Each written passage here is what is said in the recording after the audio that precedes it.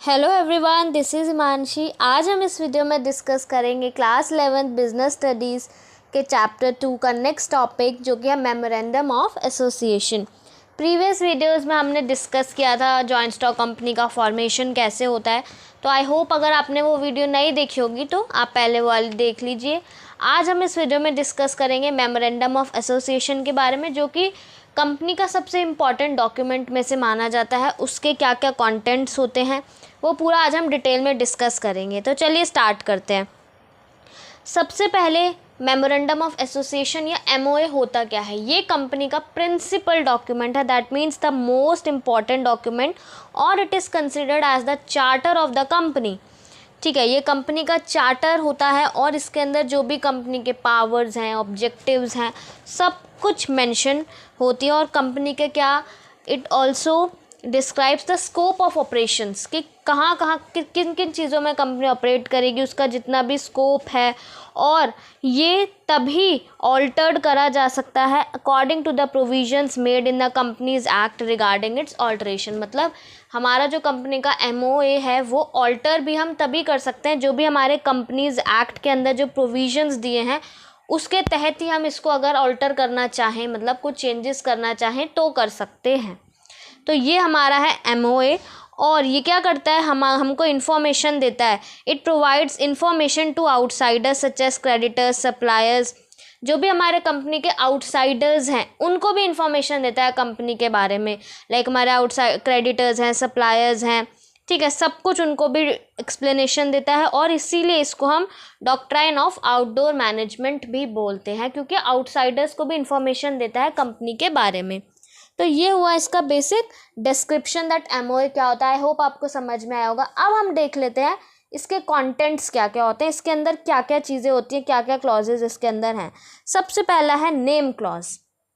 ये क्या कंटेन करता है, ये नेम क्लॉज कंटेन करता है, it contains the complete name of the company, company का कंप्लीट नेम। ठीक है, the company can choose any name subject to the following restrictions. Company कोई सा भी नेम चूज कर सकते, कुछ रेस्ट्रिक्शंस के साथ। लाइक कंपनी का जो नाम है वो लिमिटेड वर्ड से एंड होना चाहिए इन case of public limited, and in case of private limited it should be and with the word private limited. और जो कंपनी का नाम है किसी और कंपनी के साथ मैच नहीं करना चाहिए, आइडेंटिकल नहीं होना चाहिए, और नेम में कोऑपरेटिव वर्ड ऐड नहीं होना चाहिए, और उस वर्ड नेम का कोई भी लिंकअप किसी गवर्नमेंट डिपार्टमेंट से नहीं होना चाहिए। ये नेम क्लॉज के अंदर होता है। और अगर हमें नेम क्लॉज को ऑल्टरेशन करना है, कुछ चेंजेस करने हैं अगर हमें नेम क्लॉज में, तो कंपनी चेंज कर सकती है by passing a special resolution and by obtaining written approval of the central government. Central government की रिटर्न अप्रूवल लेनी पड़ेगी और उसे अपनी मीटिंग में स्पेशल रेजोल्यूशन पास करना पड़ेगा। दैट मीन्स उसको 75% लोगों की मेजॉरिटी अटेन करनी पड़ेगी, तभी हम ऑल्ट्रेशन कर सकते हैं नेम क्लॉज के अंदर। देन नेक्स्ट है सिचुएशन या डोमिसाइल क्लॉज। ये क्या है, ये कंटेन करता है name of the state in which the registered office of the company is situated. Company का रजिस्टर्ड ऑफिस कहाँ सिचुएटेड है वो ये स्टेट करता है। सिचुएशन क्लॉज के अंदर ये इंक्लूड होता है। रजिस्टर्ड ऑफिस क्या होता है, जहाँ पे हमारे सारे इंपॉर्टेंट डॉक्यूमेंट्स रखे जाते हैं और जहाँ से कंपनी के जो भी डीलिंग्स है वो सारी हो रही होती हैं, जो रजिस्टर्ड ऑफिस है उसका। ठीक है, company must have registered office when it starts its business activities और within 30 days of its registration whichever is earlier. हर कंपनी का एक रजिस्टर्ड ऑफिस होना ही चाहिए जब वो अपनी बिजनेस एक्टिविटीज़ जिस दिन से स्टार्ट करी है या जिस दिन से उसने अपनी कंपनी को रजिस्टर्ड कराया, 30 डेज, विद इन 30 डेज, जो भी चीज़ पहले है which ever is earlier, company के पास एक रजिस्टर्ड ऑफिस होना ज़रूरी है। ठीक है, ये है सिचुएशन या डोमिसाइल क्लोज। अगर इसके अंदर कुछ ऑल्टरेशंस हमको करनी है तो इसके अंदर भी हम स्पेशल रेजोल्यूशन पास कर सकते हैं, and by obtaining sanction of the registrars of both the states if the office is to be shifted from one state to another. अब इसके कुछ चीज़ें हैं, लाइक अगर हमको अपना जो रजिस्टर्ड ऑफिस है वो शिफ्ट करना है एक स्टेट से दूसरी स्टेट में, तो हमें क्या करना पड़ेगा, याद रखना है जो दोनों स्टेट्स के रजिस्ट्रार्स हैं उनसे सैंक्शन लेना पड़ेगा और स्पेशल रेजोल्यूशन पास करना पड़ेगा। देन सेकंड केस, अगर हमको अपना ऑफिस एक टाउन से दूसरे टाउन में शिफ्ट करना है बट स्टेट सेम ही है, तो उसके लिए जनरली हम एक स्पेशल रेजोल्यूशन पास कर देंगे। देन लास्ट, हमें एक ऑर्डिनरी रेजोल्यूशन पास करना होगा और हमें एक लोकेलिटी से दूसरी लोकेलिटी में with in the same town अपना ऑफिस शिफ्ट करना। ऑर्डिनरी रेजोल्यूशन का मतलब मेजॉरिटी हमारे 50% या हमारा जो है वो मैक्सिमम लोग जो है वो एग्री करने चाहिए, मेजॉरिटी वोट्स अगर हमारे पास आ गए हैं तो हमारा ऑर्डिनरी रेजोल्यूशन है वो। देन नेक्स्ट है ऑब्जेक्ट्स क्लॉज। ऑब्जेक्ट क्लॉज है, ये सबसे इंपॉर्टेंट क्लॉज है एमओए का। इसके अंदर कंपनी का मेन ऑब्जेक्ट लिखा होता है कि क्या कंपनी का मेन ऑब्जेक्टिव है, क्या कंपनी का मेन काम है, और जितने भी अदर सेकेंडरी ऑब्जेक्टिव्स हैं जो कंपनी करेगी, कंपनी के स्कोप, लिमिटेशंस, उसकी एक्टिविटीज़ के सब कुछ लिखा होता है। और जो ये ऑब्जेक्ट है ये कैसा होना चाहिए, इट मस्ट बी लीगल होना चाहिए। कंपनी का जो ऑब्जेक्टिव्स है वो किसी भी कॉन्ट्ररी नहीं होने चाहिए, मतलब it should not be contrary to the provisions of any law के अगेंस्ट कुछ भी नहीं होना चाहिए, लॉ के अगेंस्ट नहीं होना चाहिए कुछ भी, और ऑब्जेक्ट इमोरल नहीं होना चाहिए। अगर इसके अंदर भी हमको कुछ ऑल्ट्रेशन करनी है देन कंपनी इसके अंदर भी स्पेशल रेजोल्यूशन पास करेगी और कंपनी लॉ बोर्ड की परमिशन लेनी पड़ेगी ऑब्जेक्ट क्लॉज के ऑल्टरेशन के लिए। देन नेक्स्ट है लाइबिलिटी क्लॉज। लाइबिलिटी क्लॉज क्या करता है, इस क्लॉज के अंदर जितनी भी मेंबर्स की लाइबिलिटी है वो सारी डिफाइन करी जाती है।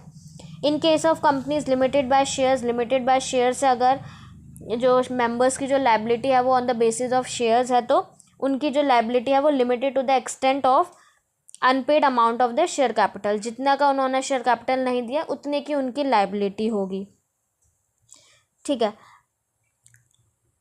ऑल्टरेशन ऑफ लाइबिलिटी क्लॉज, अगर इसमें भी हमें ऑल्टरेशन करना है तो इसके अंदर हमें क्या करना पड़ेगा, अनैनिमस रेजोल्यूशन पास करना पड़ेगा in a meeting of its members. अब ये क्या है, मतलब इसका मतलब है कि अनैनिमस रेजोल्यूशन का मतलब मैक्सिमम सारे के सारे लोग 100% मेजॉरिटी एग्री करेगी, इसके अंदर 100% मैक्सिमम सब लोग एग्री करेंगे अनैनिमस रेजोल्यूशन में, तब ऑल्टरेशन हमारा हो सकता है लाइबिलिटी क्लॉज का।